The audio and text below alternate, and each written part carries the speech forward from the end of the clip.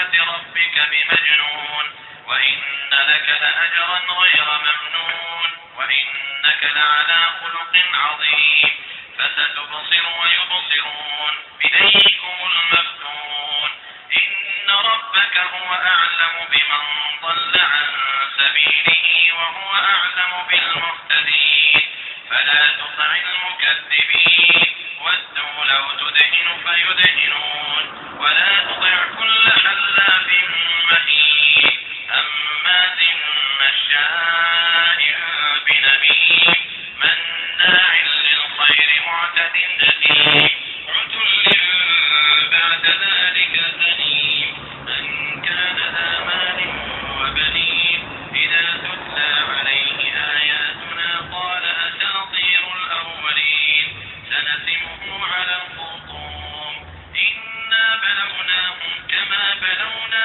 أصحاب الجنة إذ أقسموا ليصرمنها مصبحين ولا يستثنون فطاب عليها طائف من ربك أعوذ بالله من الشيطان الرجيم بسم الله الرحمن الرحيم الحمد لله رب العالمين الرحمن الرحيم مالك يوم الدين إياك نعبد وإياك نستعين اهدنا الصراط المستقيم صراط الذين أنعمت عليهم غير المغضوب عليهم ولا الضالين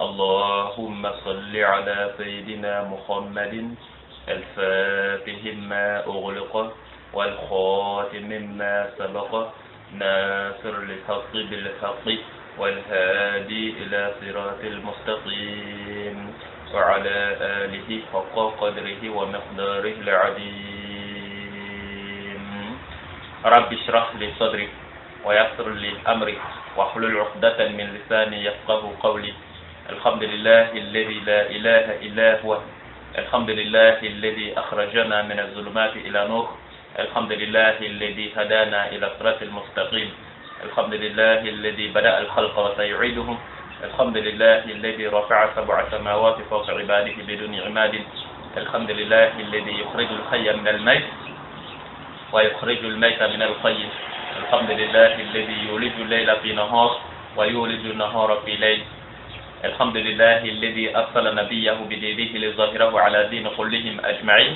ولو كره المشركون والمنافقون والكافرون نحمده ونستعينه ونستغفره ونتوب إليه ونعوذ به من شرور أنفسنا ومن سيئات أعمالنا ونعوذ به من شر عدونا إبليس الرجيم وأوليائه وأنصاره وأصحابه ثم نصلي ونسلم على من لا نبي بعده نصلي ونسلم على سيد الرسل وعلى خاتم النبيين وعلى أشرف المرسلين ثم نصلي ونسلم على أهله وأصحابه ومن تبعهم بإحسان إلى يوم الدين أما بعد. Bonsoir à tous et à toutes et bienvenue. Nous vous remercions d'être avec nous ce soir. Nous sommes au lundi 23 mai 2016. Nous sommes au lundi 23 mai 2016. Vous êtes actuellement à l'écoute de votre frère en islam, M. Berté, de la République du Mali, de la région de Sikasso, 3e région du Mali, du village de Klela, village distant de Sikasso de 45 km, situé entre Sikasso et Kouchala. L'auto-formé en islam, celui qui n'a pas de maître en islam, celui qui n'a pas été formé par un maître en islam, l'ambassadeur du royaume divin sur la planète Terre. Nous vous remercions encore une fois d'être avec nous ce soir. Et nous sommes ici, c'est dans le cadre bien sûr de nous rappeler du but de notre création. وَمَا خَلَقْتُ الْجِنَّ وَالْإِنسَ إِلَّا لِيَعْبُدُونِ. C'est ce que le Seigneur dit dans son Saint-Coran, chapitre 51, verset 56, que ni homme ni djinn n'ont été créés que pour adorer Dieu. D'accord? Ça veut dire que nous tous avons été créés par Dieu, n'avons été créés par Dieu que pour l'adorer. D'accord? Dans ce cas, nous ne serons bien adorer Dieu si nous connaissons Dieu. C'est ce que lui-même dit. Arifuni min qabl an ta'buduni. Dieu dit que avant que vous commencez bien sûr à l'adorer, avant d'adorer Dieu, il faut connaître Dieu. D'accord? Avant d'entamer l'adoration de Dieu, il faut plutôt rechercher, bien sûr, à savoir Dieu d'abord avant d'entamer l'adoration de Dieu. D'accord? Dieu vous exhorte bien sûr à le connaître d'abord avant de l'adorer. Et c'est tout à fait logique. L'on ne peut pas adorer ou bien adorer quelque chose qu'on ne connaît pas. Ce n'est pas possible. L'on ne peut pas bien adorer quelque chose qu'on ne connaît pas. Ce n'est pas possible. Pour pouvoir adorer quelque chose, il faut connaître d'abord la chose. Et si l'on ne connaît pas la chose, nous ne serons bien sûr, ou l'on saura bien adorer la chose comme il le faut. D'accord? Ce n'est pas possible. Et si nous nous sommes retrouvés ici, c'est comme d'habitude, parallèlement au thème précédent, le thème d'aujourd'hui, c'est le thème le plus important de tous les thèmes que nous avons eu et que nous aurons eu bien sûr à vous présenter. C'est le thème le plus important. D'accord? C'est le thème le plus important, bien sûr, de tout, parmi tous les thèmes bien sûr que nous avons eu bien sûr à vous présenter, et parmi tous les thèmes également que nous aurons bien sûr à vous présenter, c'est celui-ci bien sûr constitue le thème le plus important. D'accord? C'est la raison pour laquelle vous l'avez déjà constaté au niveau du titre, le thème se porte sur Dieu. D'accord? Le thème se porte sur Dieu. D'accord? Un point, un trait. Bien, voilà le thème, Dieu. D'accord? Donc, c'est pourquoi je dis que c'est le thème le plus important, puisque on ne peut pas parler de croyance devant Dieu s'il faut connaître Dieu, ou bien un thème qui se porte sur Dieu, bien sûr, est 1000 fois plus important qu'un thème qui se porte sur la croyance, puisque l'on ne peut pas croire sans connaître. D'accord? Pour pouvoir croire, il faut connaître. D'accord? Pour pouvoir croire en Dieu, il faut connaître Dieu. Et si l'on ne connaît pas Dieu, l'on ne peut pas croire en Dieu, ce n'est pas possible. Donc, la croyance est moins importante. D'accord? La croyance est moins importante devant Dieu, devant la connaissance de Dieu. Donc, par conséquent, c'est le thème le plus important. Tous les thèmes que nous aurons bien sûr à vous présenter, ou nous avons eu bien sûr à vous présenter, ce thème constitue le thème le plus important de tout ceci. D'accord? Et le thème s'intitule bien sûr la place et la preuve de l'existence de Dieu. D'accord? La place et la preuve de l'existence de Dieu. Et bien voilà deux petites interrogations auxquelles nous allons essayer bien sûr de répondre pour pouvoir débattre bien sûr, ou pour pouvoir vous présenter bien sûr ce thème. La place et la preuve d'existence de Dieu. Ça veut dire quoi? Ça veut dire que dans un premier temps, nous vous déterminerons bien sûr, nous vous donnerons certaines preuves qui prouvent l'existence de Dieu. D'accord? Nous vous donnerons bien sûr un certain nombre de preuves qui vous prouvent également, ou qui vaudront pour vous des preuves d'existence, de l'existence de Dieu. D'accord? Puisque c'est là la première question. D'accord? Il faut toutefois savoir si Dieu existe ou pas. Avant de croire à Dieu, ou pour pouvoir croire en Dieu, ou avant d'adorer Dieu, il faut savoir si Dieu existe.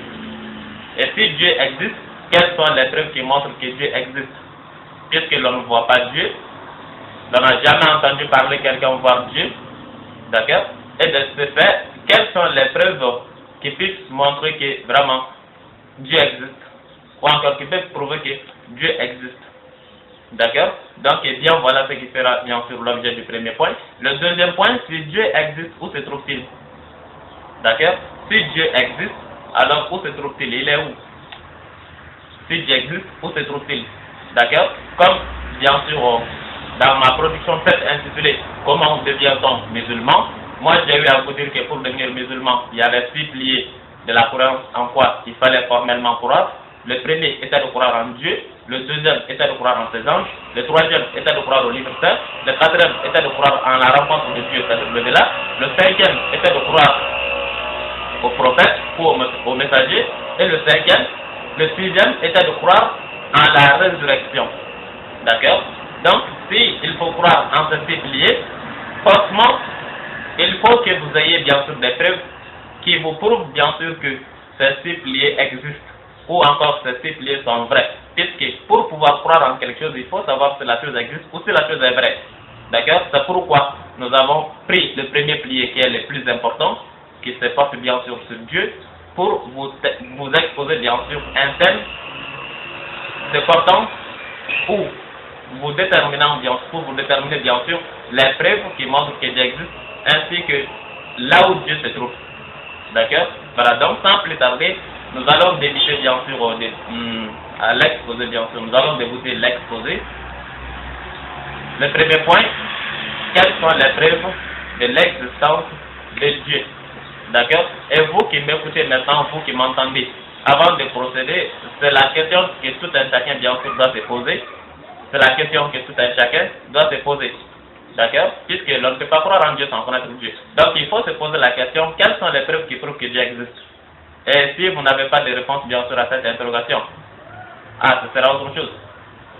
D'accord? Mais quand vous parviendrez bien sûr à avoir des preuves, ou bien sûr, vous parvenez bien sûr à être convaincu de vous-même, que vous avez su bien sûr savoir, vous avez pu savoir bien sûr des choses qui puissent vous prouver que Dieu existe. De ce fait, votre croyance bien sûr sera possible. La croyance en Dieu pour vous sera possible, puisque vous avez déjà des connaissances ou encore vous avez des preuves en quelque sorte. D'accord? Vous avez des preuves qui vous prouvent que Dieu existe. De ce fait, vous allez croire véritablement et très facilement en Dieu. D'accord?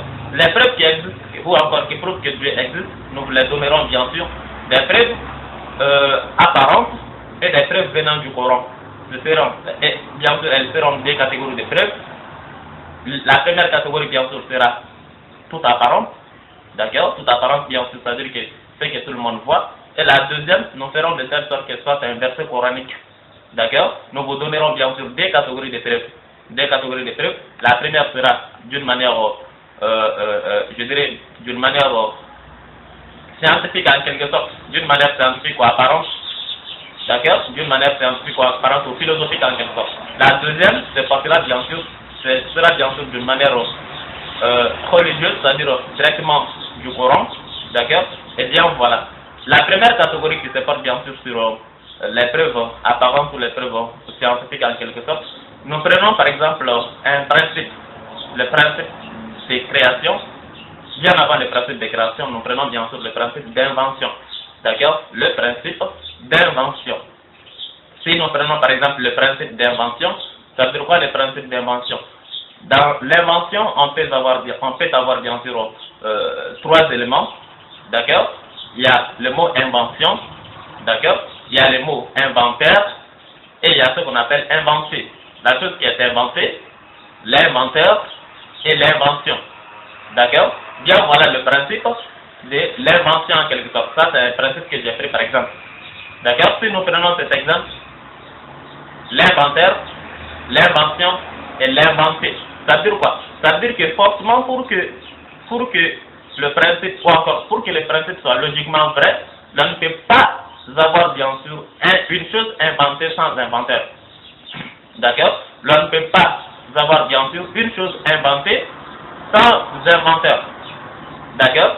Ce n'est pas possible, n'est-ce pas? Parce que si la chose a été inventée, forcément il faut qu'elle soit inventée bien sûr par un inventeur. D'accord? Si ce micro bien sûr a été inventé, le micro ne se serait pas inventé lui-même. D'accord? Il faut qu'il soit inventé bien sûr par un inventeur. Si bien sûr la moto bien sûr a été inventée, il faut que la moto ait un inventeur. Il faut qu'elle soit inventée bien sûr par un inventeur. D'accord? Si l'avion a été inventé, l'avion ne se serait pas inventé lui-même. Il faut que l'avion ait ce qu'on appelle un inventeur. Il faut qu'il soit inventé bien sûr par un inventeur. D'accord? Si la voiture a été inventée, la voiture ne se serait pas inventée elle-même. La voiture ne se serait pas inventée bien sûr elle-même. Il faut que la voiture ait ce qu'on appelle un inventeur. Et ainsi de suite. Si le téléphone également a été inventé, le téléphone serait inventé bien sûr par un inventeur. Sinon le téléphone ne se serait pas inventé lui-même. C'est la même chose pour les PC. Si le PC également a été inventé, le PC doit avoir ce qu'on appelle un inventeur. C'est ce qu'on appelle le principe d'invention. Là où il y a inventeur, inventé. L'on ne peut jamais avoir une chose inventée sans inventeur. Si ce cas existe, ça veut dire que ce n'est pas une chose inventée. Sinon la chose ne se sera pas inventée elle-même. D'accord? Si ce principe est compris, moi je compare ce principe, je déplace seulement ce principe et je mets le principe de création. Le principe de création. N'est-ce pas, l'avion a un inventeur? N'est-ce pas, comment on appelle ça? La voiture a un inventeur également. Le téléphone également a un inventeur, le PC a un inventeur. Maintenant, on laisse les principes de l'invention. Maintenant, on prend le principe de création. D'accord? Nous prenons le principe de création. Ça veut dire quoi le principe de création? Ça veut dire qu'il y a la création, il y a le créateur, il y a une chose créée, c'est-à-dire la créature. D'accord? Il y a la création, il il y a le créateur, il y a une chose créée, c'est-à-dire la créature. Ça veut dire quoi? Ça veut dire que logiquement, pour que la création soit valable ou logiquement vraie, il faut qu'il y ait bien sûr d'une part un créateur et d'autre part une créature. D'accord? Mais jamais l'on ne peut avoir bien sûr des créatures sans créateur. Ce n'est pas logiquement vrai, je pense, n'est-ce pas? Voilà, donc pour que, si l'on a bien sûr des créatures ou des choses créées, bien sûr, forcément, il faut un créateur par ailleurs. Sinon, la chose qui a été créée, si la chose n'a pas de créateur, la chose se serait créée elle-même. Ce n'est pas possible. Ce n'est pas possible. La chose se serait créée elle-même. Nul ne peut être, aucune cause, bien sûr, ne peut être cause d'elle-même. D'accord? Si la chose se serait créée elle-même, ce n'est pas possible. Si elle a été créée quand même, il faut qu'elle ait ce qu'on appelle un créateur. D'accord? Il faut que la chose ait un créateur. Si elle a été créée. Et bien voilà le principe de création. Maintenant, tout le monde connaît bien sûr les inventeurs. L'inventeur de la moto, bien sûr, est connu. L'inventeur, bien sûr, du téléphone est connu. L'inventeur de l'avion est connu. Maintenant, nous allons prendre le principe de création pour essayer de voir, bien sûr, les créatures et pour enfin savoir si ces créatures peuvent être créées sans créateur. D'accord? Si ces créatures, bien sûr, peuvent être créées sans créateur, nous allons savoir ceci. Mais logiquement parlant, aucune créature, bien sûr, ne peut ne pas avoir. D'accord? Aucune parmi les créatures, bien sûr, ne peut ne pas avoir créateur. Ce n'est pas possible. Puisque la créature, bien sûr, ne se serait pas créée elle-même. Ceci étant, si la chose ne fait pas, ou encore là, il faut que la chose créée, bien sûr, doit avoir ce qu'on appelle un créateur, bien sûr. Si ce principe est connu, est su, est compris, de ce fait, nous prenons maintenant des exemples sur les différentes créatures. Nous prenons des exemples sur les différentes créatures. Tout le monde est constant que vraiment pour que la chose créée, bien sûr, pour que la création soit vraie, il faut qu'il y ait un créateur. D'accord? Maintenant, s'il faut qu'il y ait un créateur, et si nous prenons bien sûr les exemples suivants, par exemple, nous prenons l'exemple sur l'homme lui-même, si nous prenons l'exemple sur l'homme lui-même, d'accord? Si nous prenons l'exemple, l'homme lui-même, l'homme n'a pas été inventé, ni vous, ni nous n'avons été inventés, nous tous bien sûr avons été créés, n'est-ce pas? Et si nous avons été créés, bien sûr, maintenant, c'est le principe de création, ce n'est pas le principe d'invention. L'avion a été inventé, mais l'homme n'a pas été inventé, l'homme a été créé. Et si vous et nous avons été créés maintenant, interrogeons-nous, par qui avons-nous été créés? N'est-ce pas? On est d'accord que nous avons été créés, bien sûr, nous sommes créés. L'homme est une créature. Tout le monde sait ceci, n'est-ce pas? Maintenant, si l'homme est une créature, alors que dans le principe, ou encore, le principe de création dispose bien sûr un créateur, bien sûr, on suppose un créateur, une créature. N'est-ce pas? Un créateur, une créature. Et maintenant, l'on a une créature. C'est l'homme. La question qui se pose, c'est qui son créateur? N'est-ce pas? Forcément, même si ce n'est pas Dieu d'abord. D'accord? Même si ce n'est pas Dieu d'abord, mais forcément, logiquement parlant, il faut qu'il y ait un créateur. Si l'homme a été bien sûr créé, alors que les principes de création supposent ce qu'on appelle un créateur, une créature, et de ce fait, l'on a une créature sans créateur. Ce n'est pas possible. Si l'on a une créature, c'est-à-dire l'homme, il faut qu'il y ait bien sûr un créateur qui l'ait créé. Et ce créateur, c'est ce qu'on appelle Dieu. D'accord? Si nous essayons bien sûr de voir la formation de l'homme, ça veut dire quoi? Ça veut dire que depuis que l'homme est un fœtus, en quelque sorte, depuis qu'il est fœtus, ou bien avant même qu'il soit fœtus, depuis qu'il est, ça se débite bien sûr par gouttes de sperme mélangées. D'accord? Gouttes de sperme mélangées, excusez-moi le terme, gouttes de sperme mélangées, depuis que l'homme est ainsi, c'est-à-dire sous forme de liquide, d'accord? Sous forme de liquide. Ainsi, il passe bien sûr, il dépasse cette étape, d'accord? Il prend une autre forme, c'est-à-dire fœtus en quelque sorte, d'accord? Et bien avant d'être bien sûr fœtus, il peut prendre autre forme. Et ainsi de suite, du jour au lendemain, bien sûr, ou d'un mois à l'autre, du mois à l'autre, bien sûr, il change de forme. D'accord? Un mois, la forme, bien sûr, qu'il prend n'est pas la même forme qu'il prendra, bien sûr, dans 2 mois. Et la forme de 2 mois, bien sûr, ne sera pas la même forme, bien sûr, ne sera pas la même forme, bien sûr, pour 3 mois. Et la forme de 3 mois ne sera pas, bien sûr, la même pour la forme de 4 mois. D'accord? 5 mois, l'homme change de forme. 6 mois, il change de forme. 7 mois, il change de forme, ainsi de suite. Depuis qu'il est liquide, jusqu'à ce qu'il prenne la forme exacte de l'homme, c'est tout un changement qui se fait. Une forme vient après l'autre. D'accord? Les formes se succèdent, bien sûr. Les formes s'alternent, puis l'une vient après l'autre. D'accord? Et ce changement également alternatif et régulier, ça veut dire quoi? Ça veut dire que l'homme passe des étapes. D'accord? Il passe des étapes, il laisse des formes, il prend d'autres formes, il laisse des formes, il prend d'autres formes. Ce changement alternatif et régulier ne serait possible que sauf qu'il y ait un moteur derrière. D'accord? Si il n'y a pas un moteur derrière, ce changement ne serait pas possible. D'accord? C'est ce que l'on dit en philosophie.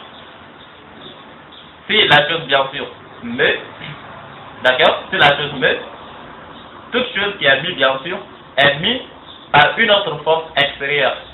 Ça veut dire quoi? Ça veut dire que si la chose met, si ça bouge, il y a un moteur, une force extérieure à la chose. Ça veut dire quoi? Ça veut dire que si l'avion, aussi la moto bien sûr, la voiture bouge, d'accord? La voiture, il y a une force. Cette force c'est quoi? C'est ce qu'on appelle le moteur en quelque sorte. Mais voiture sans moteur, ça ne va pas bouger. Même le moteur lui-même contient quelque chose qu'il fait fonctionner. D'accord? Donc toute chose qui meut, bien sûr, est mue par une autre chose. Ça veut dire quoi? Ça veut dire que si vous voyez l'arbre, la feuille de l'arbre par exemple en train de bouger, d'accord? La feuille de l'arbre en train de bouger. Hein? C'est en philosophie maintenant. Si vous voyez la feuille de l'arbre bien sûr en train de bouger, ça veut dire quoi? Ça veut dire qu'il y a le vent derrière ce mouvement. D'accord? Il y a le vent bien sûr derrière ce mouvement. Si le vent s'arrête, bien sûr, ou quand le vent s'arrête, la feuille aussi s'arrête. Et quand le vent commence à souffler, bien sûr, la feuille commence également. Ça veut dire quoi? Ça veut dire que toute chose qui est mise, bien sûr, est mise par une autre chose, en quelque sorte, qui bouge normalement. Comme l'exemple que je viens de vous donner, si l'arbre, la feuille de l'arbre, bien sûr, bouge, elle est bougée, bien sûr, par ce qu'on appelle le vent. Et également, même si le vent est bougé, ça veut dire qu'il doit être bougé également par une autre force. D'accord? Donc, ce changement alternatif et régulier de la formation de l'homme, ça veut dire que depuis qu'il est petit jusqu'à ce qu'il prenne la forme exacte de l'homme, forcément, il doit avoir bien sûr un moteur derrière ce fait. Sinon, ce ne serait pas possible, le fait ne serait pas régulier et le fait ne serait pas possible. Donc, il faut qu'il y ait un moteur derrière. D'accord? Il faut qu'il y ait un moteur derrière. Ça, c'est la première vision. Deuxième vision, si l'homme prend la forme humaine, ce n'est pas tout. Il faut qu'on lui souffle bien sûr d'âme. Il faut une âme. Après qu'il ait pris bien sûr la forme exacte de l'homme, ce n'est pas tout. Il faut qu'on lui souffle bien sûr d'âme. D'accord? Il faut qu'il reçoive ce qu'on appelle une âme. Et de ce fait, l'âme qu'il reçoit, interrogeons-nous d'où vient-elle? D'accord? L'âme que l'homme reçoit bien sûr pour être vivant, si le bébé bien sûr n'a pas d'âme, si on n'a pas soufflé d'âme bien sûr sur le bébé bien sûr, d'accord? Ou au bébé, il ne serait pas né, ou encore il ne serait pas né vivant. Le bébé serait né mort s'il n'y a pas d'âme. D'accord? Donc il faut qu'on souffle d'âme bien sûr pour que l'homme vive en quelque sorte, pour qu'il vienne au monde ici vivant. Et de ce fait, interrogeons-nous d'où vient cette âme. D'où vient cette âme? Tout le monde bien sûr est unanime là-dessus que l'âme ne peut pas tomber du ciel comme ça elle-même, ce n'est pas ça. Elle doit provenir bien sûr d'un endroit ou de quelque chose. Et si elle provient de quelque chose, si l'âme provient de quelque chose, alors d'où vient-elle? N'est-ce pas? Elle doit provenir bien sûr de quelque chose, sinon elle ne serait pas tombée bien sûr du ciel. Il faut qu'elle provienne de quelque chose, l'âme. Et tout le monde est unanime là-dessus que si l'homme naît sans âme, il naît mort, non pas vivant. N'est-ce pas? Et s'il faut l'âme, s'il faut forcément l'âme, et d'où vient cette âme? N'est-ce pas? Ça doit provenir de quelque chose. Voilà, on dit que ça vient de Dieu. D'accord? Cette âme, bien sûr, vient de Dieu. Sans Dieu, l'homme serait né mort, non pas vivant, puisqu'il n'y aurait pas d'âme. C'est pourquoi, au moment de la mort, on fait sortir, on extrait cette âme, et l'homme devient mort. Ça veut dire quoi? Ça veut dire qu'il n'a plus d'âme. On a fait soustraire, bien sûr, l'âme. C'est cette âme, bien sûr, qu'on lui souffle lorsqu'il est fœtus, lorsqu'il est bébé en quelque sorte, pour qu'il soit vivant. Et si Dieu veut qu'il soit mort, Dieu enlève cette même âme qu'on appelle la mort. D'accord? Cette âme vient de Dieu. Ça, c'est la deuxième vision. Troisième vision de la création de l'homme, bien sûr, après que l'homme ait reçu, bien sûr, d'âme, il devient vivant. On dit qu'il est créé, n'est-ce pas? Puis il est créé, bien sûr. Forcément, le principe de création suppose un créateur et une créature. Et l'homme ici est une créature.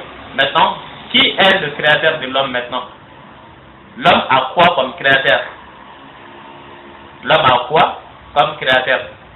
Brièvement parlant, c'est Dieu. D'accord? C'est Dieu qui est le créateur de l'homme. Sinon, si l'homme est une créature, bien sûr, l'homme ne se serait pas créé lui-même. Ni vous, ni nous, ne nous sommes créés nous-mêmes. Personne. Personne ne s'est créé lui-même. D'accord? Nous tous avons été créés. Donc, forcément, il faut que nous ayons, bien sûr, un créateur ou des créateurs en quelque sorte. Logiquement parlant. Logiquement parlant. Et ce créateur, c'est Dieu. Eh bien, voilà l'exemple que j'ai pris sur l'homme lui-même, sur sa création, la manière dont il est créé, tout en faisant de telle sorte que nous comparions bien sûr sa création, bien sûr, avec les principes d'invention. Là où il ne peut pas avoir, bien sûr, une chose inventée sans inventeur, de ce fait, l'on ne peut pas avoir également une chose créée sans créateur. Ce n'est pas possible. D'accord? Si nous laissons l'homme, bien sûr, que nous prenions l'exemple sur les autres créatures en quelque sorte, mais les autres vivants, d'accord? Les êtres vivants, par exemple, les animaux et consorts, d'accord? C'est le même cas, bien sûr, chez les animaux. Par exemple, si nous prenons l'exemple sur le lion, par exemple, le lion également, c'est de cette manière, d'accord? Il ne s'est pas créé lui-même. Lui aussi, bien sûr, a suivi une telle formation, d'accord? A suivi un tel changement pour devenir un jour un lion. Mais ce n'est pas comme ça, il n'est pas tombé du ciel. C'est toute une formation, bien sûr, qu'il a eu à passer avant de prendre, bien sûr, la forme exacte de lion. D'accord? Avant de prendre cette forme exacte. Et je reviens, bien sûr, sur la création de l'homme. Une autre vision sur la création de l'homme, c'est quoi? C'est que si l'homme est créé ainsi, avec 2 yeux, avec une langue, avec 2 oreilles, avec 2 mains, avec 2 pieds, d'accord? Avec un seul nez, ça veut dire que si nous voyons même la création de l'homme, ou encore la manière dont l'homme a été créé, logiquement, vous savez ici qu'il y a une chose extérieure en quelque sorte qui veut, d'accord, qui décide. C'est pourquoi l'homme n'est pas né avec 5 mains, il n'est pas né avec 5 yeux, il n'est pas né avec 3 bouches, il n'est pas né avec 1000 oreilles, il n'est pas né avec 2000 pieds, mais il naît toujours avec 2 pieds, 2 oreilles, 2 yeux, une langue. Ça veut dire quoi? Ça veut dire que c'est toute une mesure ici. Et la mesure est prise par quelque chose, bien sûr. Qui a voulu que l'homme soit, ou que l'homme ait 2 pieds, et non pas 4 pieds comme le lion, non pas 4 pieds, bien sûr, comme le cheval, comme l'âne? Qui a voulu que l'homme ait 2 mains, d'accord, et non pas 2 ailes, comme l'oiseau, bien sûr? Qui a voulu que l'homme ait, bien sûr, 2 yeux, et non pas un seul œil, ou 3 yeux, d'accord? Qui a voulu que l'homme ait 2 oreilles, et non pas une seule oreille, d'accord? Qui a voulu ceci? N'est-ce pas? Ça ne peut pas se faire elle-même, ce n'est pas possible. Ce n'est pas possible. Cette décision ou cette mesure, le fait que l'homme ait une seule bouche, d'accord? Le fait qu'il ait 2 yeux, le fait qu'il ait 2 oreilles, mais ce n'est pas bizarre ça ne se fait pas bizarrement ou au hasard, d'accord? Ça ne se fait pas au hasardement. Si c'était au hasard, parfois des personnes seraient nées bien sûr avec 1000 pieds, puisque c'est au hasard. Ça veut dire quoi? Ça veut dire que c'est au hasard, ça veut dire que ça peut tomber, ça ne peut pas tomber, n'est-ce pas? Si c'est au hasard, mais pourquoi il naît toujours avec 2 pieds? Ça veut dire que ce n'est plus au hasard. Le hasard, ça veut dire quoi? Ça veut dire que ce qui n'est pas bien sûr fixe en quelque sorte, souvent ça change, ça peut tomber, ce qui n'est pas sûr, ça tombe pas. D'accord? Si la création de l'homme était un hasard, ou bien sûr le fait qu'il ait 2 pieds était un hasard, parfois on irait avoir bien sûr 4 pieds, puisque ce serait également un hasard. Les 4 pieds seraient également un hasard, n'est-ce pas? Mais si vous voyez que toujours 2 pieds, toujours 2 pieds, toujours 2 pieds, ça veut dire que c'est une mesure qui est prise. Si vous voyez que toujours 2 yeux, toujours 2 yeux, toujours 2 yeux, ça veut dire que ce n'est pas au hasard. Toujours 2 mains, ce n'est pas au hasard. Toujours 10 doigts, ce n'est pas au hasard. D'accord? Ça veut dire qu'il y a une chose extérieure à l'homme, une chose de qui vient cette décision, qui a voulu que l'homme ait seulement deux pieds, qui a voulu que l'homme ait seulement une seule bouche, et qui a voulu que l'homme s'exprime, et que les animaux ne sachent pas, ne sachent s'exprimer. D'accord? Qui a voulu que l'homme puisse s'exprimer, et que, contrairement aux animaux, parce qu'il faut s'interroger. Si nous parlons, par exemple, si nous pouvons nous exprimer, contrairement aux animaux, mais cette décision ne vient pas de nous-mêmes. Qui a voulu que l'être se parle? Qui? D'accord? Qui s'est donné autorisation aux possibilités de parler? N'est-ce pas? Tout un chacun naît avec une telle possibilité, mais elle ne vient pas d'où elle vient. Je sais parler, et l'animal qui se trouve à mon côté ne sait pas parler. Mais pourquoi? Et comment? Qui a voulu que je puisse m'exprimer? Et qui a voulu que l'animal se taise sans s'exprimer? Qui? Maintenant, quelle est la différence entre moi et l'animal en question qui ne sait pas s'exprimer? La différence entre nous, c'est quoi? D'accord? L'animal ne s'est pas créé lui-même, moi je ne me suis pas créé moi-même. Maintenant, si l'animal ne sait pas bien sûr, ne sait pas s'exprimer, et si moi je sais m'exprimer bien sûr, et maintenant, qui a voulu ceci? Qui a voulu ceci? Maintenant, la décision ne vient pas de la maman, elle ne vient pas du père, mais la décision est prise par Dieu. C'est Dieu qui a voulu que l'homme puisse s'exprimer et que l'animal n'en puisse pas. D'accord? Eh bien, voilà une autre vision de l'homme. Et ainsi de suite en pagaille. Il suffit seulement de réfléchir bien sûr pour savoir, parce qu'il y a une logique. L'homme ne peut pas parler bien sûr toute vérité bien sûr doit être fondée sur la logique, toute vérité bien sûr. Sinon, si l'homme s'exprime alors que les animaux ne s'expriment pas, logiquement, l'on sait qu'il y a une volonté. D'accord? Sinon, les animaux s'exprimeraient également. Mais si les animaux ne peuvent pas s'exprimer alors que l'homme s'exprime, ça veut dire qu'il y a une décision qui a été prise, qui a voulu ainsi. D'accord? Ça, c'est une autre vision. On prend une autre vision, bien sûr, entre l'homme et les animaux. Entre l'homme et les animaux aquatiques, par exemple, ceux qui vivent dans l'eau. Maintenant, qui a voulu que les poissons vivent dans l'eau et que les lions vivent, bien sûr, dans la forêt? Qui a voulu ceci? Qui a voulu que l'eau soit bien sûr le lieu de vie des poissons et que la forêt soit le lieu de vie bien sûr du lion? Ce n'est pas au hasard, rien ne se fait au hasard. Rien. D'accord? Dans le même cadre de principe de créateur, si nous prenons par exemple l'exemple sur le ciel par exemple, d'accord? Il n'a pas été inventé. Le ciel n'a pas été inventé. Il n'a été inventé ni par les Américains, ni par les Français, ni par qui que ce soit. D'accord? Le ciel n'a pas été inventé, mais il a été créé. Le principe de création suppose quoi? Suppose un créateur et une créature. N'est-ce pas? Et si le ciel a été créé, c'est de la même chose. Qui l'a-t-il créé, bien sûr? Qui? Ça a été créé par qui, le ciel? Le ciel a été créé par qui? Tout le monde est conscient, bien sûr, que il n'a pas été inventé, n'est-ce pas? Et s'il n'a pas été inventé, sûrement, il a été créé. Et s'il a été créé, le ciel ne se serait pas créé lui-même. Ce n'est pas possible. Logiquement parlant, ce n'est pas possible. D'accord? Logiquement parlant, ce n'est pas possible. Le ciel ne se serait pas créé lui-même, ce n'est pas possible. D'accord?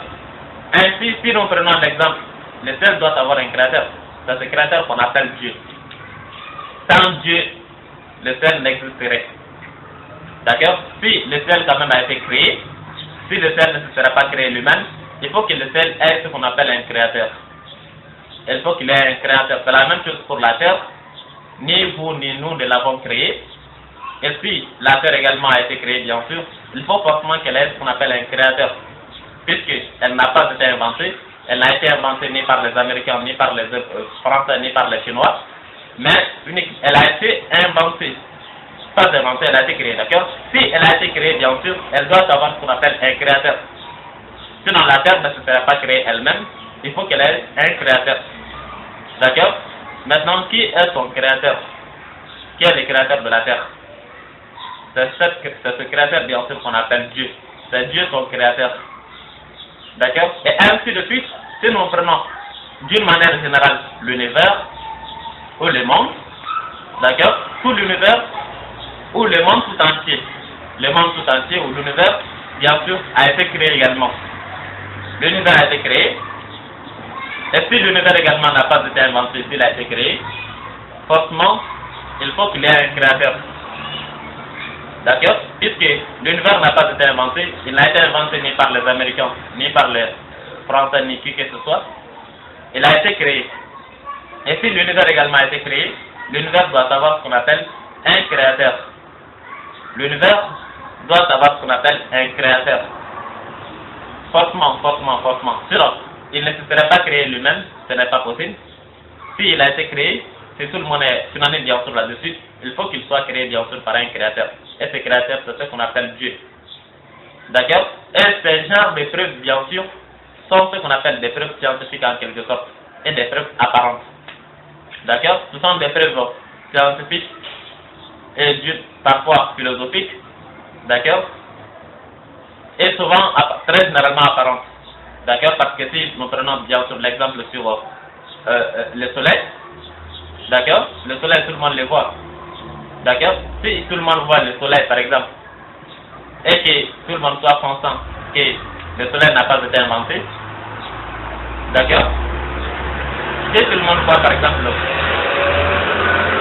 le soleil, et que tout le monde soit d'accord que le soleil n'a pas été inventé, puisqu'il n'a pas été inventé, qu'il n'a été inventé ni par les Américains, ni par qui que ce soit, n'est-ce pas? Et si le soleil, bien sûr, n'a pas été inventé, il a été comment maintenant?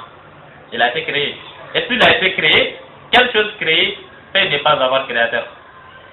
N'est-ce pas? Il n'y en a pas. Si la chose a été créée, ça suppose quoi? Ça suppose qu'il y a un créateur. Sans créateur, mais la chose ne serait pas créée, ce n'est pas possible. Elle ne se serait pas créée elle-même. D'accord? Si le soleil, bien sûr, a été créé, forcément, il faut que le soleil ait un créateur. Il faut qu'il ait un créateur, et ce créateur, c'est Dieu. Ce sont des choses, ou encore des preuves apparentes en quelque sorte. C'est la même chose pour la lune. Si la lune également a été créée, il faut qu'elle soit créée, bien sûr, par un créateur.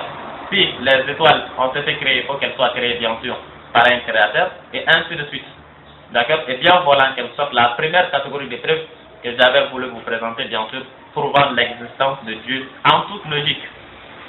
D'accord? En toute logique. Maintenant, si ces preuves, bien sûr, ne sont pas à mesure, bien sûr, de convaincre certains, je laisse ces catégories de preuves et je prends maintenant le Coran lui-même. Nous allons essayer de voir. Et ce que le Coran nous dit également sont des preuves apparentes également. Ce sont des preuves apparentes qui prouvent également l'existence de Dieu. D'accord? C'est comme si c'était un autre genre, bien sûr, de preuves scientifiques ou de preuves philosophiques que je viens de vous déterminer tout à l'heure. Mais qu'est-ce que le Coran dit? Le Coran dit dans le chapitre 2, verset 164. D'accord? Chapitre 2, verset 164. Dans le chapitre 2, verset 164, c'est ce que Dieu dit. Inna fi khalqi samawati wal ard wa ikhtilaf al-layl wa nahar wal fulq allati tajri fi bahr bima yanfa'u an-nas wa man anzala Allahu min as-sama'i min ma'in fahya bihi al-ard ba'da mawtiha fabassa minha kull dabatin wa tasrif riyah وسحاب مسخرة بين السماء والأرض في ذلكم لآيات لقوم يعقلون إن في خلق السماوات والأرض واختلاف الليل والنهار والفلك التي تجري في البحر التي تجري في البحر بما ينفع الناس وما أنزل الله من السماء من ماء فأحيا به الأرض بعد موتها وبث منها كل دابة وتصريف الرياح وسحاب المسخرة بين السماء والأرض لآيات لقوم يعقلون. D'accord? Dieu lui-même également a cité un certain nombre de preuves ici. Lui-même a cité un certain nombre de preuves. C'est ce que je viens de dire, bien sûr. Ce sont des preuves un peu philosophiques ou scientifiques en quelque sorte. Par exemple, le principe de création. C'est un principe, c'est tout à fait théorique, n'est-ce pas? Maintenant, Dieu lui-même va nous donner, bien sûr, des preuves dans le Coran qui prouvent que lui-même existe. Ou encore, si toute personne qui raisonne, les preuves que Dieu dira maintenant, ces preuves, bien sûr, doivent faire quelque chose, bien sûr, chez l'intéressé. D'accord? Les preuves, bien sûr, doivent jouer, bien sûr, un effet sur l'intéressé, bien sûr. Qu'est-ce que Dieu dit? Dieu dit dans le chapitre 2, verset 164, dans le chapitre 2, verset 164, là où Dieu dit, dans la création des cieux et de la terre, dans l'alternance du jour et de la nuit, dans le navire qui vogue en mer chargé de choses profitables aux gens, et dans l'eau que Dieu fait descendre du ciel par laquelle il donne vie à la terre après qu'elle soit morte, la variation des vents et des nuages soumis entre ciel et terre, dans tout cela, il y a des signes pour des gens qui raisonnent. D'accord? Dans la création des cieux et de la terre, dans la création des cieux et de la terre, dans l'alternance du jour et de la nuit, dans le navire qui vogue en mer chargé de choses profitables aux gens, et dans l'eau que Dieu fait descendre du ciel par laquelle il donne vie à la terre une fois morte, et il répand des créatures en quelque sorte ou des bêtes de toute espèce, et la variation des vents ainsi que les nuages soumis entre ciel et terre. Dans tout cela, il y a des signes pour des gens qui raisonnent. D'accord? Bien, voilà une autre liste donnée par Dieu, une autre liste de preuves. Qu'est-ce que Dieu dit? Dieu dit dans la création des cieux et de la terre. C'est bien évident. D'accord? C'est bien évident. C'est ce qu'il y a eu à vous dire. La création des cieux, par exemple.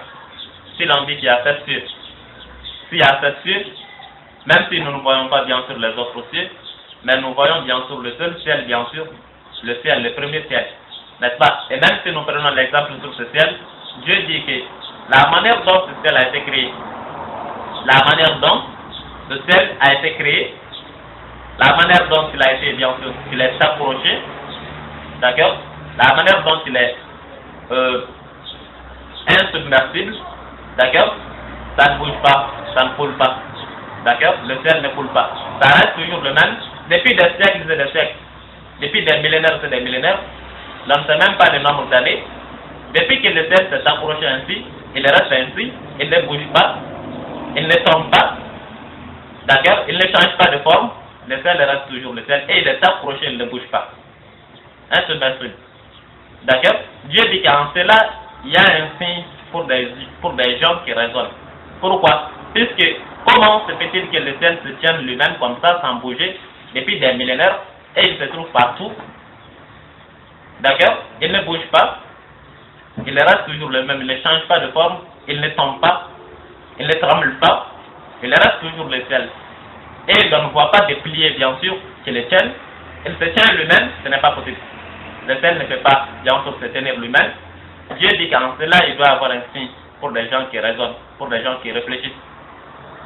D'accord? Si le ciel ne bouge pas, s'il reste toujours le même, depuis des siècles et des siècles, depuis des millénaires et des millénaires, Dieu dit qu'en cela, il doit constituer, bien sûr, un signe pour des gens qui raisonnent. Il n'a pas dit pour des gens qui réfléchissent. D'accord? Puisque si nous voyons la manière dont le ciel s'approche, d'accord? C'est étonnant ça, c'est étonnant. Et puis ça ne descend pas, ça ne bouge pas, ça ne tremble pas, ça ne change pas de forme. D'accord? Voilà, Dieu dit qu'en cela, il doit avoir bien sûr un signe pour des gens qui réfléchissent, qui raisonnent. D'accord? Ensuite, il dit également la création de la terre.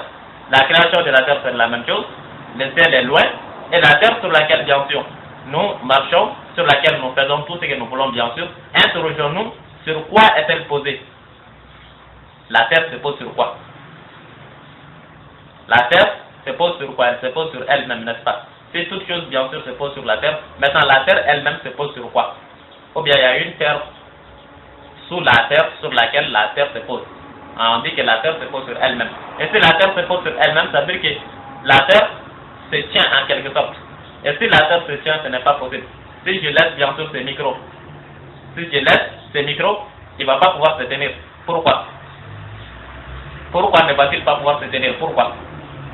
Et si, en dehors bien sûr de ces micros, si le fruit mûr, dès qu'il quitte bien sûr l'arbre, est-ce qu'il peut encore se tenir? Il ne peut pas se tenir. On dit c'est ce qu'on appelle la gravité. La terre attire toute chose, en quelque sorte. Si la chose reste, bien sûr, elle reste accrochée, la chose reste accrochée, bien sûr, sans qu'il n'ait une autre force, bien sûr, qui la tient. Si je laisse le micro, par exemple, il se retrouvera par terre. Pourquoi? Parce que c'est ce qu'on appelle le principe de gravité, en quelque sorte. La terre attire toute chose. D'accord? Et si la terre attire toute chose, pourquoi la terre n'a-t-elle pas attiré le ciel? Pourquoi le ciel ne se tombe pas? Si la chose ne peut pas s'approcher sans qu'une autre chose bien sûr la tienne, maintenant pourquoi le ciel ne tombe-t-il pas? Pourquoi? Alors que la terre attire toute chose. Si je prends quoi que ce soit, je laisse quoi que ce soit reste accroché bien sûr entre ciel et terre, sans tenir la chose en question, la chose se retrouvera par terre. Et maintenant pourquoi le ciel ne tombe-t-il pas? Pourquoi? N'est-ce pas, il est tenu. S'il est tenu par qui maintenant? S'il est tenu, il est tenu par qui? Il est tenu par Dieu, mes chers. D'accord? Le ciel est tenu par Dieu. Sinon, le principe de gravité, bien sûr, aurait lié s'il n'y avait pas une telle loi. S'il n'y avait pas Dieu, le ciel ne pourrait pas bien sûr se tenir. D'accord? Et bien voilà, c'est la même chose pour la terre. Si la terre bien sûr se tient, ce n'est pas possible. La terre ne peut pas se tenir elle-même, elle est également tenue. Et si elle est tenue par qui? Elle est tenue par Dieu. Sans Dieu, la terre ne pourrait pas bien sûr se tenir. D'accord? Dieu dit qu'en tout ceci, il y a des signes pour les gens qui réfléchissent, pour les gens qui raisonnent. D'accord? La création du ciel, la création de la terre. Ensuite, l'alternance entre jour et nuit. Là c'est très important également. L'alternance entre jour et nuit. Ça veut dire quoi l'alternance entre jour et nuit? Ça veut dire que ce qui n'est pas logique, est que la nuit alterne le jour et que le jour alterne la nuit au hasard. Non, ça ce n'est pas logique. Là, aucune logique n'est à admettre pour ceci. Ce changement alternatif et régulier, la nuit efface le jour et le jour également efface la nuit. D'accord? La nuit alterne le jour, bien sûr, et le jour également alterne la nuit. D'accord? Ce changement, c'est fait. Il y a des millénaires, bien sûr. Il y a des siècles, on ne sait même pas le nombre d'années. Tantôt il fait jour, tantôt il fait nuit. Tantôt il fait jour, tantôt il fait nuit. Et l'on ne sait pas qui est en train de faire jour, qui est en train de faire nuit. D'accord? S'il fait jour, la nuit disparaît. Et s'il fait nuit, le jour s'en va. Mais il ne fait jamais jour et nuit à la fois. N'est-ce pas? Et s'il fait nuit, s'il fait jour, il y a un changement alternatif régulier. Un changement alternatif régulier. Depuis des siècles et des siècles, depuis des années et des années, il n'y a eu de blocage. Aucun blocage, bien sûr. Il n'y a pas eu de blocage, bien sûr, depuis des années. Il n'a jamais fait de jour pendant 2 semaines sans nuit. Il n'a jamais fait de nuit pendant 3 mois sans jour. D'accord? Et ce changement se fait, bien sûr, suivant des heures. Et ces heures également sont régulières. D'accord? Dès que le soleil se couche, bien sûr, la nuit tombe. N'est-ce pas? Et à l'aube également, après l'aube, le jour commence à apparaître. C'est un changement alternatif régulier en quelque sorte. Logiquement, d'accord, en toute logique, ce ne serait pas possible que ce changement se fasse au hasard. Jamais. Comment ça au hasard? Si c'était au hasard, pourquoi n'y a-t-il pas eu bien sûr de jour sans nuit? Si c'était au hasard. Et si c'était au hasard, il y aurait des blocages bien sûr. Ce n'est pas maintenant qu'il a débuté. C'est depuis des années et des années, des millénaires et des millénaires. Et si ce changement se fait sans blocage, si ce changement se fait alternativement, si ce changement se fait régulièrement, je veux dire, bien sûr, il doit avoir ce qu'on appelle quelque chose, bien sûr, qui décide ainsi, ou encore qui surveille ce changement. D'accord? Qui surveille ce changement. C'est pourquoi il n'y a pas eu de blocage. Il n'y a pas eu de blocage. Et la nuit, si vous essayez de voir la nuit, bien sûr, la nuit est partout. Elle est partout, le jour également est partout. D'accord? Et ces changements se font bien sûr en des temps comptés, et ainsi de suite. Dans tout ceci, il y a des signes bien sûr pour des gens qui réfléchissent. Il y a des signes pour des gens qui réfléchissent. Pourquoi la nuit bien sûr alterne les jours et pourquoi les jours? Pourquoi il n'y a pas eu jour comme ça, éternellement jour sans nuit? Pourquoi? Pourquoi il n'y a pas également eu nuit éternellement sans jour? Pourquoi il n'y a pas eu un autre temps en dehors de nuit et jour? Pourquoi? Seulement jour, nuit, seulement jour, nuit. Mais pourquoi il n'y a pas eu un autre temps qui ne soit pas jour, qui ne soit pas nuit? D'accord? Bref, il doit y avoir bien sûr des signes. Il y a des signes bien sûr dans cela pour tout homme qui raisonne, qui réfléchit. D'accord? Après ceci, qu'est-ce que Dieu dit? Dieu dit Dieu dit qu'également les navires qui voguent en mer, les navires qui voguent en mer, chargés de choses profitables bien sûr aux gens. Si nous essayons bien sûr l'eau des mers par exemple, l'eau des mers, les océans, d'accord?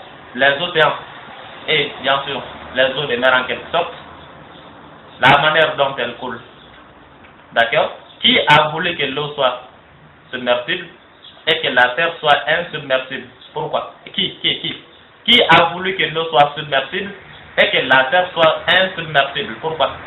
Ou qui a voulu ceci? Il y a qui? Il y a pourquoi? Pourquoi l'eau bien sûr est insubmersible et la terre bien sûr est insubmersible? Pourquoi? Première interrogation. Deuxième interrogation, qui a voulu que la terre soit insubmersible et que l'eau soit submersible? Qui? N'est-ce pas? Donc ici, c'est pour dire que la décision est prise par quelque chose bien sûr qui a voulu que l'eau coule et que la terre soit insubmersible. D'accord? Qui a voulu que la terre soit ainsi et que l'eau coule. D'accord? Et la façon dont l'eau coule également, et la terre reste. D'accord? Elle est toujours instable bien sûr. D'accord? Donc elle est toujours stable, hein? Elle est toujours stable. Elle n'est pas instable, elle est toujours stable. C'est de la stabilité totale. D'accord? Donc ainsi, dans tout ceci, il y a des signes bien sûr pour des gens qui réfléchissent, pour des gens qui raisonnent. D'accord? Après ceci, qu'est-ce que Dieu dit? Dieu dit Walma'u awaman zalallahu min as-sama'i min ma'in fahya bihi al-ardha ba'da mawtiha wa bassa minha kulla dabbatin. Dieu dit qu'également, si nous essayons de voir la pluie, dans la pluie également, il doit y avoir bien sûr un signe pour des gens qui réfléchissent bien sûr. Quel est ce signe? Si, par exemple, il y a deux saisons, il y a l'hiver, l'hivernage bien sûr, et il y a l'été. D'accord? Durant une saison, il pleut. Durant l'autre saison, bien sûr, la pluie ne pleut pas. Au moment de la culture, si l'on veut cultiver l'agriculture, il pleut. D'accord? Par exemple, si la saison pluvieuse, bien sûr, encore l'hivernage, bien sûr, est du mois de mai, entre mai et juillet, d'accord? Dans un état là où l'hiver, bien sûr, débute de mai et termine, bien sûr, vers juillet, d'accord? Et chaque année, début mai, il commence à pleuvoir. Fin juillet, la pluie cesse. Il ne pleut plus.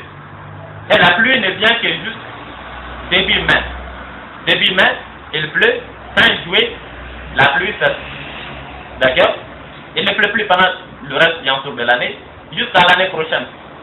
Et à l'année prochaine, il commence à pleuvoir, bien sûr, début mai. Fin juillet, la pluie cesse.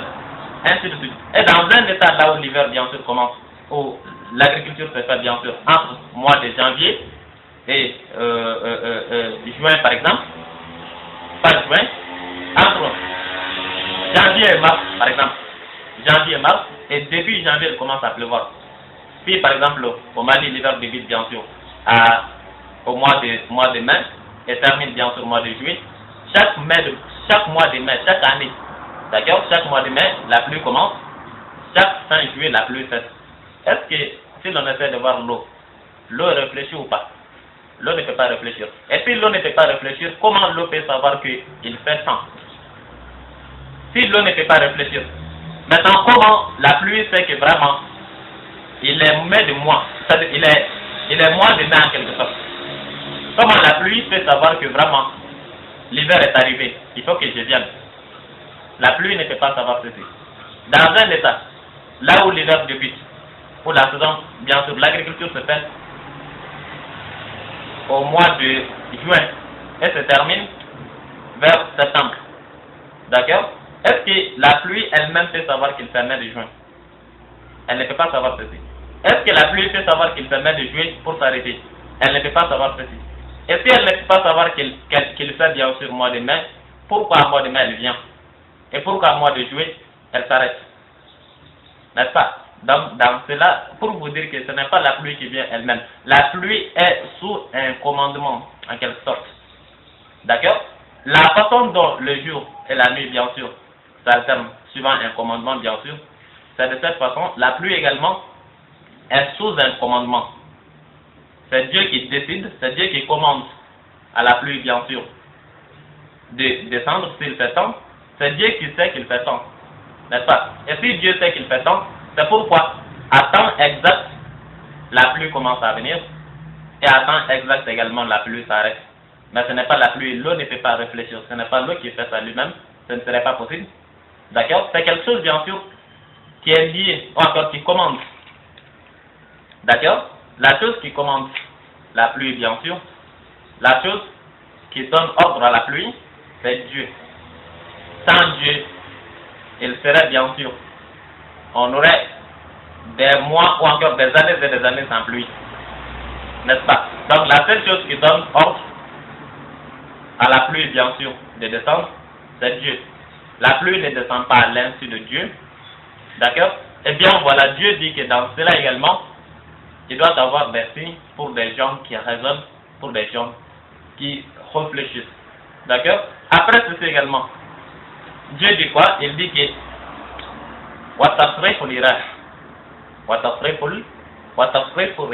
ça veut dire quoi? Changement de temps. Tantôt il fait chaud, tantôt il fait froid. D'accord? Tantôt il fait chaud, tantôt il fait froid. Mais pourquoi ne fait-il pas chaud pour toujours? Pourquoi ne fait-il pas froid pour toujours? D'accord? Pourquoi ne fait-il pas chaud pour toujours? Pourquoi ne fait-il pas froid pour toujours? Ça ne se passe pas. Tantôt il fait froid, tantôt il fait chaud. N'est-ce pas? Et qui a voulu qu'il ait fait une telle alternance entre les temps, bien sûr? D'accord? Tantôt il neige, tantôt il ne neige pas. D'accord? Changement de temps. Changement de temps. Ensuite, Dieu dit quoi? Là, les nuages qui sont soumis, bien sûr, entre ciel et terre. Les nuages qui sont soumis entre ciel et terre également, qui ne tombent pas aussi. D'accord? Voilà. Donc, Dieu dit qu'en tout ceci, il y a des signes pour des gens qui réfléchissent ou pour des gens qui raisonnent. N'est-ce pas? Voilà, bien voilà le premier point qui se porte sur les preuves de l'existence de Dieu. D'accord?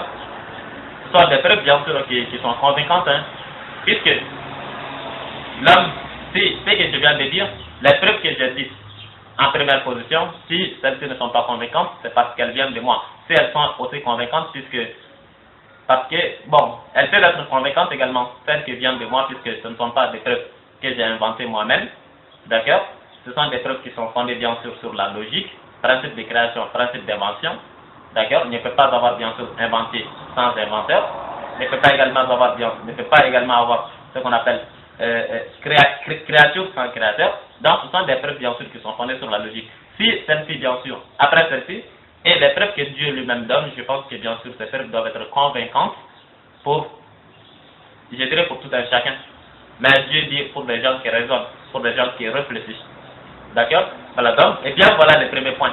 Le deuxième point, c'est quoi? La question suivante, pour pouvoir croire véritablement en Dieu, il faut savoir là où Dieu se trouve. Il faut savoir là où Dieu se trouve. D'accord? Pour pouvoir véritablement croire en Dieu, il faut savoir bien sûr là où Dieu se trouve. Et ça, c'est un élément très important de la croyance en Dieu.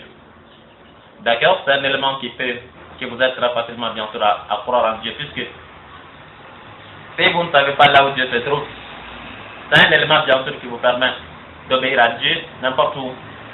D'accord? Où que vous soyez, vous n'avez pas bien sûr une telle un tel savoir en quelque sorte, une telle connaissance, d'accord, une telle conviction, si vous ne savez pas là où Dieu se trouve.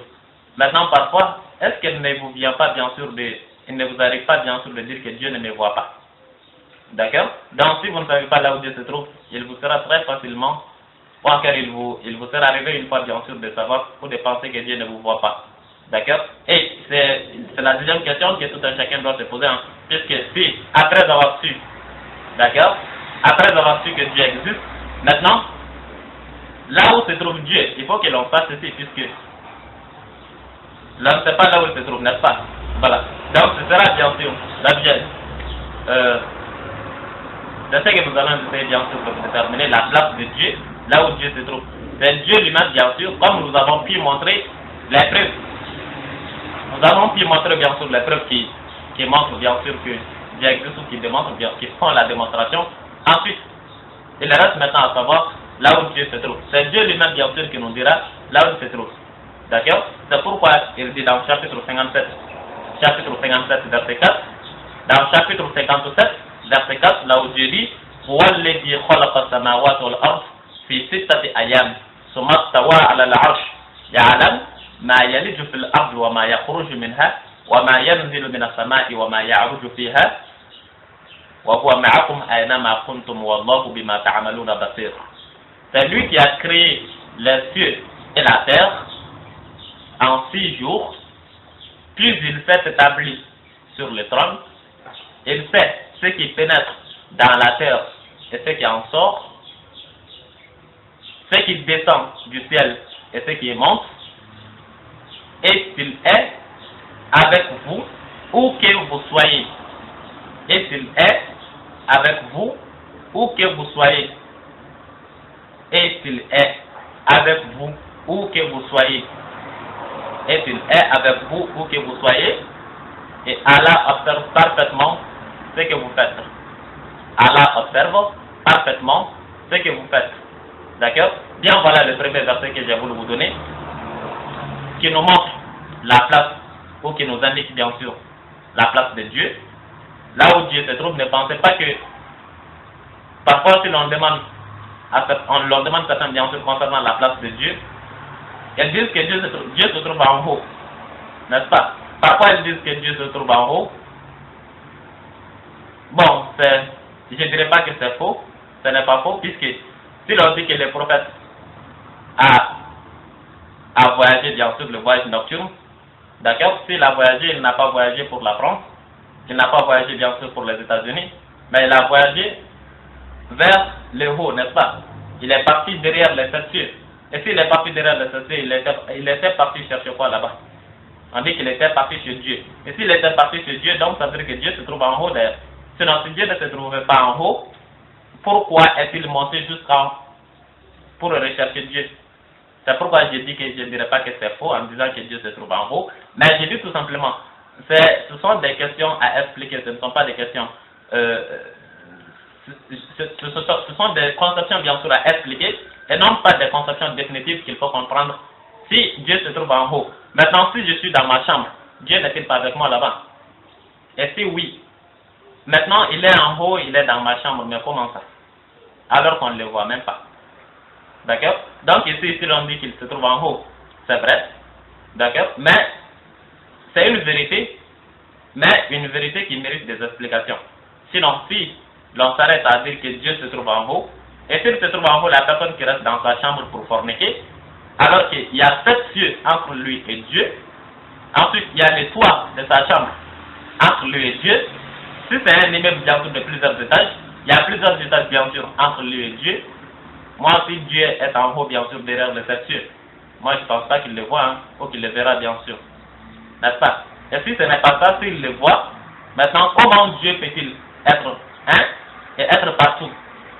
Là on va vous expliquer ceci quand nous aurons fini bien sûr de déterminer bien sûr ou de vous donner les versets qui vous disent que Dieu se trouve partout. D'accord? Et si ces versets nous disent avec la paix, et il est avec vous où que vous soyez. Ça veut dire quoi? Ça veut dire que même si Dieu se trouve en haut, mais c'est une explication, elle est vraie. L'explication est vraie, puisque si le prophète bien sûr a voyagé vers le haut, bien sûr il était allé chez Dieu, n'est-ce pas? Et Dieu lui-même le dit ici, puis il s'est établi sur le trône. Puis il s'est établi sur le trône, ça indique bien sûr une place, le trône. D'accord? Et ici, l'on accepte, l'on accorde ceci, mais ce sont deux vérités ici. La première est que Dieu lui-même dit bien sûr qu'il s'est établi sur le trône. D'accord? Ça veut dire qu'il est en haut, c'est la première explication. Mais nous allons essayer bien sûr d'expliquer cette première vérité pour que nous ayons la deuxième vérité. Cette deuxième vérité c'est quoi? Est qu'il est partout. C'est ce que nous voulons bien sûr. D'accord? Nous accordons qu'il soit en haut, mais nous allons expliquer bien sûr cette vérité pour que nous ayons bien sûr la deuxième vérité dont on a besoin. Qui est quoi? Et qu'il est avec vous où que vous soyez. Ça veut dire quoi? Ça veut dire que n'importe où vous êtes, Dieu est avec vous là-bas. Si vous êtes seul, il est avec vous. Si vous êtes avec quelqu'un, il est avec vous. Vous êtes dans votre chambre seul, il est avec vous. Dans votre boutique seul, il est avec vous. Vous êtes n'importe où vous êtes, même si vous vous trouvez sous la terre, il est avec vous. D'accord? Dieu est avec vous n'importe où vous êtes. Où que vous soyez, Dieu est avec vous là-bas. D'accord? Où que vous soyez. Si vous êtes deux, il est avec vous. Vous êtes seul, il est avec vous. D'accord? Au moment de la commission du péché, il est avec vous. Au moment de son adoration, il est avec vous. C'est pourquoi c'est cet élément qu'il faut reconnaître, qu'il faut savoir. Et c'est un élément très important, puisque si vous savez que Dieu se trouve avec vous n'importe où vous êtes, c'est cette connaissance qui vous empêchera bien sûr de désobéir à Dieu. D'accord? Quand vous allez vouloir bien sûr forniquer, d'accord? Vous allez vouloir forniquer par exemple, pensant que Dieu ne vous voit pas. Mais si vous avez une telle, je dirais, culture ou connaissance, et si vous avez en tête que bien sûr Dieu vous voit, qu'il est partout, n'importe où, qu'il est avec vous n'importe où, d'accord? Où que vous soyez, c'est cette connaissance bien sûr qui vous empêchera de passer à l'acte, c'est-à-dire du péché. D'accord? Avant de voler, si vous êtes seul dans un lieu là où il n'y a personne, mais avant de procéder bien sûr au vol, avant de passer au vol, si vous avez en tête que Dieu est avec moi, d'accord, c'est cette connaissance qui vous empêchera bien sûr de passer à l'acte, de passer bien sûr à la commission du vol. Quand vous voulez bien sûr forniquer, d'accord, si vous avez en tête que bien sûr Dieu est avec moi, c'est cette connaissance bien sûr qui vous empêchera bien sûr de passer à la fornication. Et ainsi de suite. Quand vous voudrez bien sûr désobéir à Dieu, et si vous avez en tête que bien sûr Dieu est avec moi, c'est cette connaissance qui vous empêchera bien sûr. C'est pourquoi nous n'avons pas su ou nous n'avons pas pu obéir à Dieu. Pourquoi? Puisque si l'on se trouve bien sûr dans un coin, là où il n'y a personne, maintenant l'on fait tout péché que nous voulons. En quoi disant ou en quoi pensant? En pensant que Dieu ne nous voit pas. D'accord? Si l'intéressé se trouve dans sa chambre, seul, il peut faire tout, il regarde tout ce qu'il veut, belle image, mauvaise image, image permise, image haram, d'accord? Il regarde tout, pensant que je suis seul, Dieu ne me voit pas, d'accord? S'il est seul dans sa chambre, bien sûr, là où il n'y a personne, il fait tout, des actes haram, des actes permis, il fait tout, pensant que je suis seul dans l'obscurité, bien sûr, personne ne me voit. D'accord? Donc, il faut cette culture, il faut cette connaissance. C'est cette connaissance, bien sûr, qui permet à l'homme d'obéir à Dieu, même s'il ne voit pas Dieu. D'accord? L'homme ne peut pas voir Dieu, c'est le cœur qui voit Dieu. D'accord? C'est le cœur de l'homme qui voit Dieu. Et si ce cœur, bien sûr, n'a pas une telle possibilité, bien sûr, pour le cœur, bien pour la personne, d'accord, pour la personne chez qui le cœur ne voit pas Dieu, directement cette personne désobéira pour toujours à Dieu, puisqu'il n'y a pas de culture, bien sûr, ou de lumière au cœur, bien sûr, qui puisse voir Dieu. D'accord? C'est la croyance qui vous permet de voir Dieu. Et c'est ainsi. Dans chapitre 58, verset 7, chapitre 58, verset 7, c'est que Dieu dit: Alam tara anna Allah ya'lam ma fi samawati wa ma fil ard. ما يكون من نجوى بين ثلاثة إلا هو رابعهم ولا خمسة إلا هو سادسهم ولا أدنى ولا أكثر من ذلك إلا هو معهم أينما كانوا ثم ينبئهم بما عملوا يوم القيامة والله بكل شيء عليم. Chapitre 58, verset 7. Chapitre 58, verset 7. Ne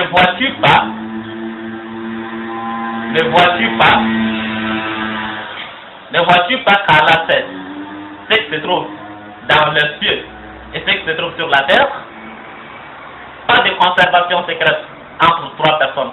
sans qu'il ne soit leur quatrième, ni entre 4 personnes, ni entre 5 personnes sans qu'il ne soit leur sixième, ni moins, ni plus que cela sans qu'il ne soit avec eux, où qu'ils se trouvent. Puis Allah leur informera bien sûr au jour de la résurrection de ce qu'ils faisaient, car Allah est omniscient. D'accord? Ne vois-tu pas qu'Allah sait ce qui se trouve dans les cieux et ce qui se trouve sur la terre? Pas de conservation secrète entre 3 personnes sans qu'il ne soit leur quatrième, ni entre 5 personnes sans qu'il ne soit leur sixième, ni moins ni plus de cela sans qu'il ne soit avec eux, où qu'ils se trouvent. Où qu'ils se trouvent. Où qu'ils se trouvent. Où qu'ils se trouvent. Et Allah les informera au jour de la résurrection de ce qu'ils faisaient, car Allah est omniscient. D'accord? Bien, voilà le deuxième verset, bien sûr, qui nous explique avec l'aspect que Dieu se trouve partout.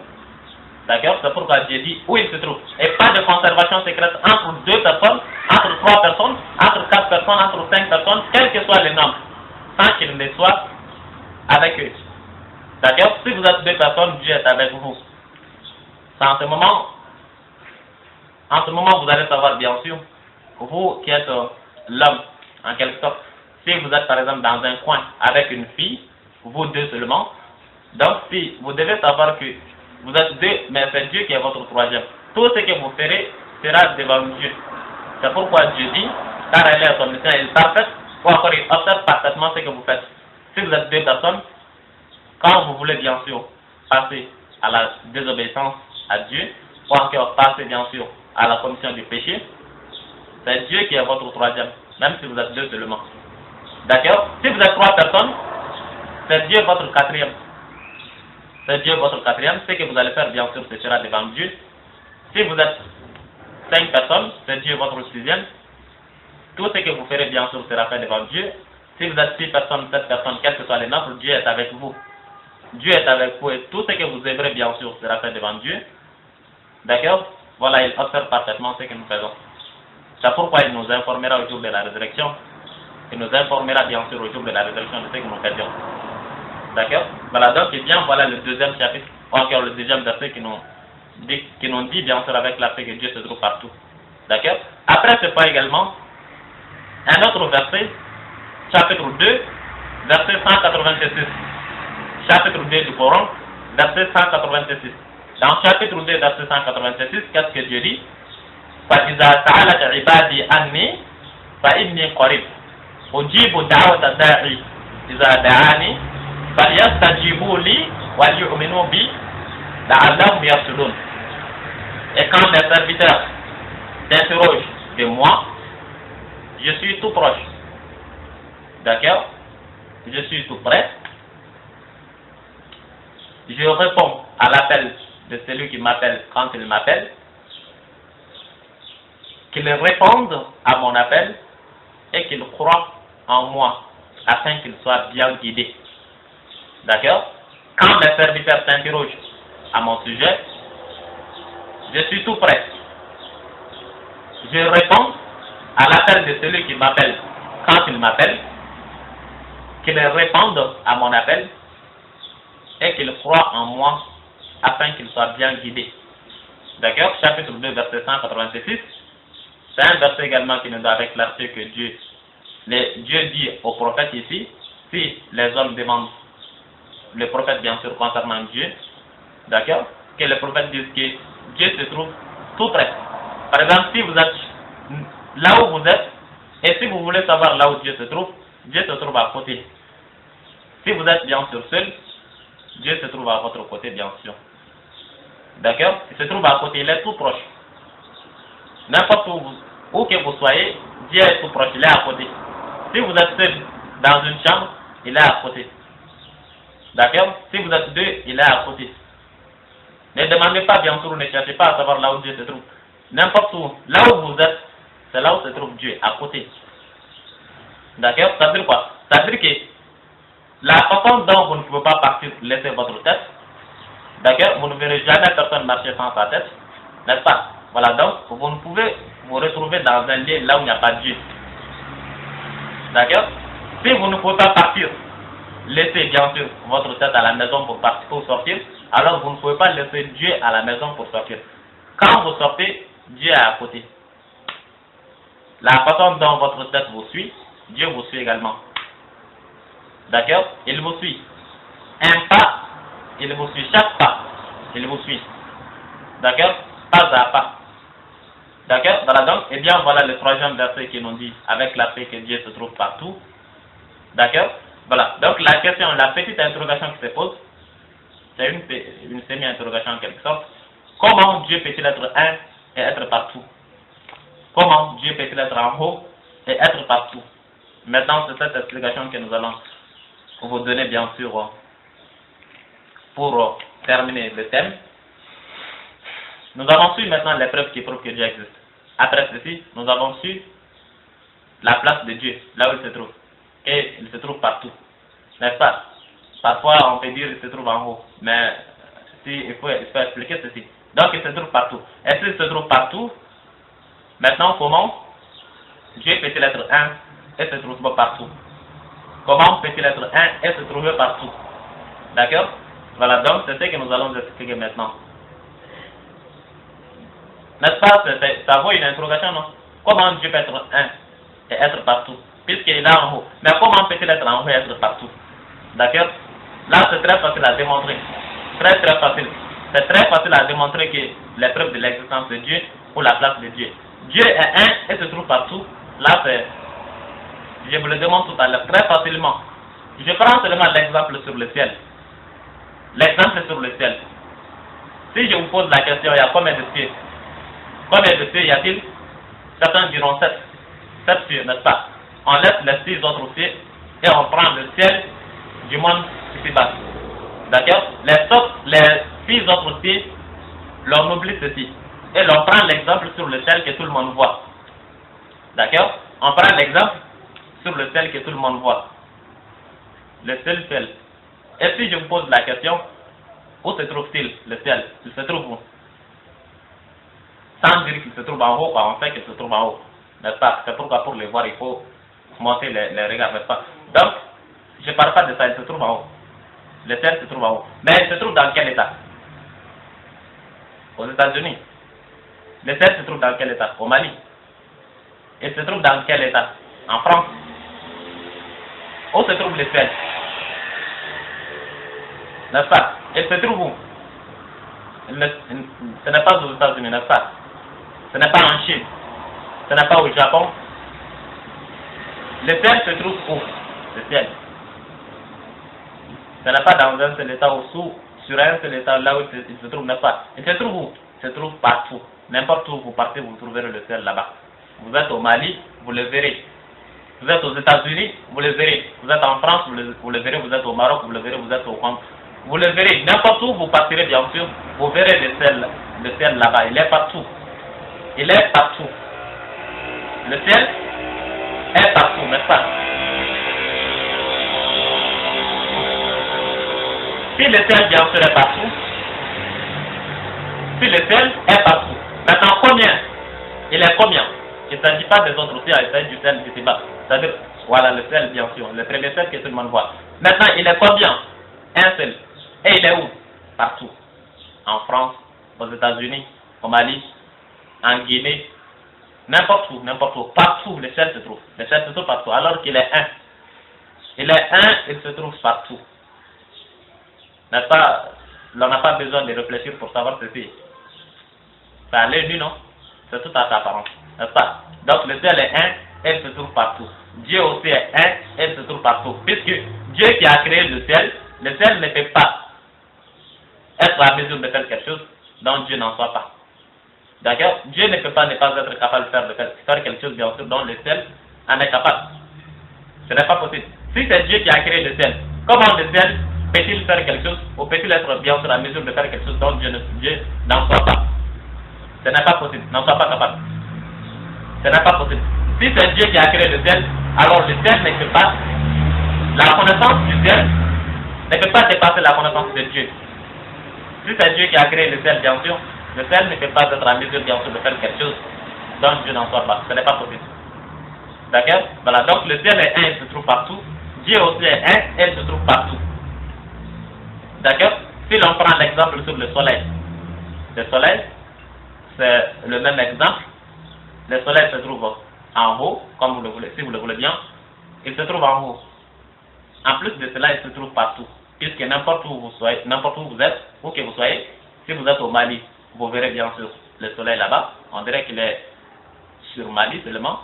Mais si vous quittez Mali, vous partez en France, vous allez trouver le même soleil. D'accord? En même position.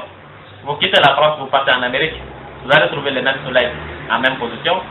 Ça veut dire que c'est vous qui bougez, mais le soleil ne bouge pas. Il reste toujours à la même place, n'est-ce pas? Entre parenthèses, si on dit qu'il ne bouge pas sans prendre en compte étiquette lettre pour lettre, non, sans prendre en compte. Maintenant, entre état et état, on a l'impression qu'il ne bouge pas.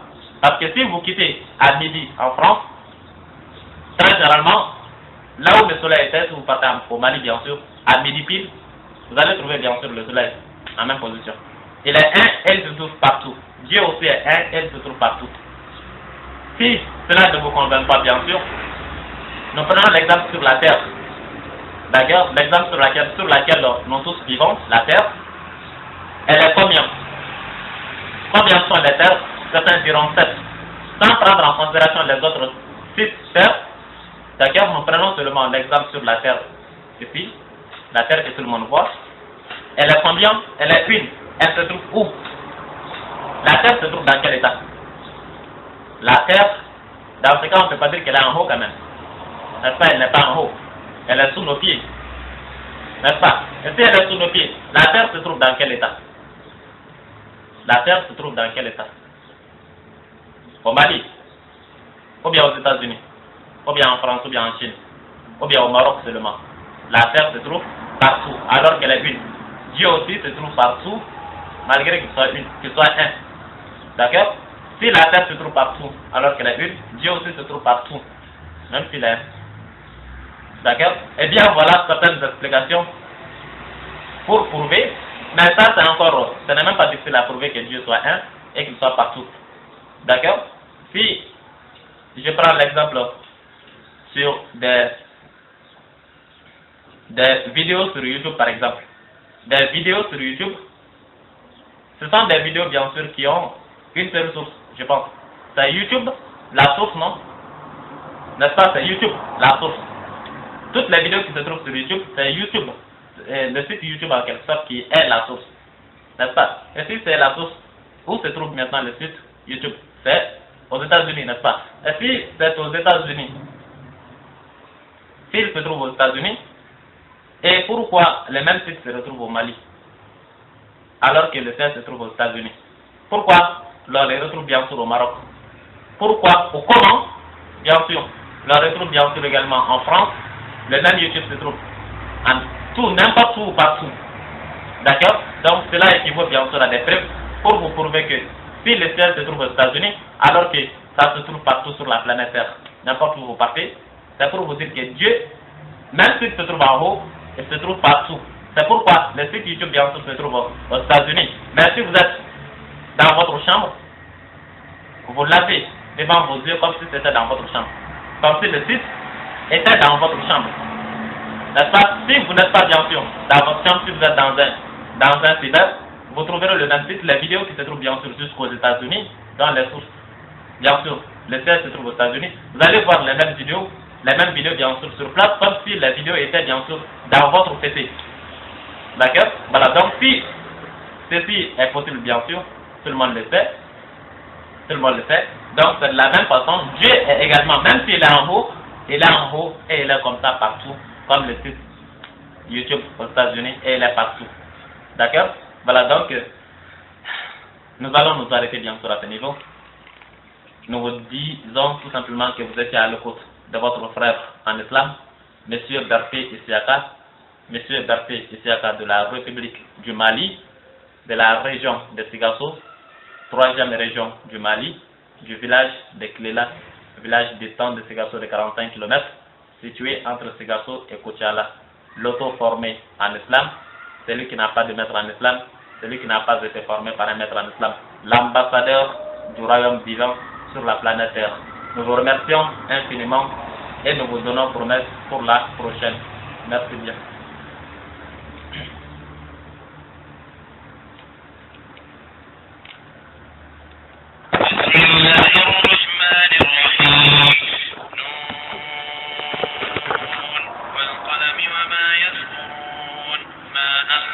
بنعمة ربك بمجنون وإن لك لأجرا غير ممنون وإنك لعلى خلق عظيم فستبصر ويبصرون بأيكم المفتون إن ربك هو أعلم بمن ضل عن سبيله وهو أعلم بالمهتدين